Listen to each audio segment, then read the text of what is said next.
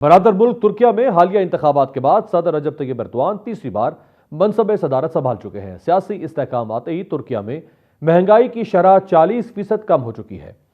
याद रहे कि गुज़श्ता 1.5 साल से तुर्किया में कुदरती आफात और सियासी अफरा तफरी की वजह से महंगाई अपने उरूज पर थी। अचानक महंगाई में इतनी बड़ी कमी की वजह दरअसल तैयब एर्दोआन का एक जादुई फार्मूला था। एर्दोआन हुकूमत ने इलेक्शन से कबल वादा किया था कि वो इलेक्शन जीतने की सूरत में 2024 तक अवाम को कुदरती गैस मुफ्त फराहम करेंगे। इलेक्शन जीतने के बाद उन्होंने अपना वादा वफा किया, इसीलिए तुर्किया में महंगाई की शरह 40% कम हो गई है और अब मुफ्त गैस फराहमी की वजह से दीगर अशिया की कीमतें भी तेजी से कम हो रही हैं। अगर पाकिस्तान की बात करें तो मारूफ सहाफी अंसार अब्बासी के मुताबिक अगर बानी तहरीक इंसाफ और उनकी पार्टी मुकम्मल तौर पर काबू में आ गई तो फिर तो मुल्क में इंतखाबात अक्टूबर में हो सकते हैं, वरना मुमकिन तौर पर इलेक्शन आगे भी जा सकते हैं। राना सनाउल्लाह भी कह चुके हैं कि तहरीक इंसाफ 2 से 3 हिस्सों में तकसीम हो सकती है। पीटीआई के माइनस होने के बाद सिर्फ नून लीग और पीपल्स पार्टी ही ऐसी जमातें हैं जो हुकूमत साजी करेंगी।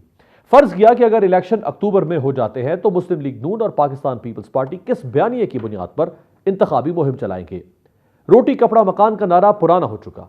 नून लीग के मुआशी तरक्की के वादों और दावों में भी अब कोई जान बाकी नहीं रही, क्योंकि पीडीएम में शामिल जमातें महंगाई मुकाओ मुहिम चलाने के बाद गुज़श्ता 1.5 साल से इक़्तिदार में है।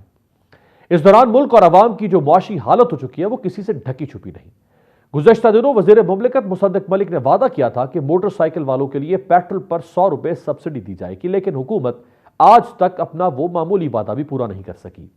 अवाम का मसला बानी तहरीक इंसाफ नहीं बल्कि क़यामत खेज महंगाई, बेरोजगारी और बद इंतजामी है। सवाल फिर वही है, मैदान में बाकी रह जाने वाली नून लीग और पीपल्स पार्टी किस बयानिए की बुनियाद पर इलेक्शन में जाएंगे।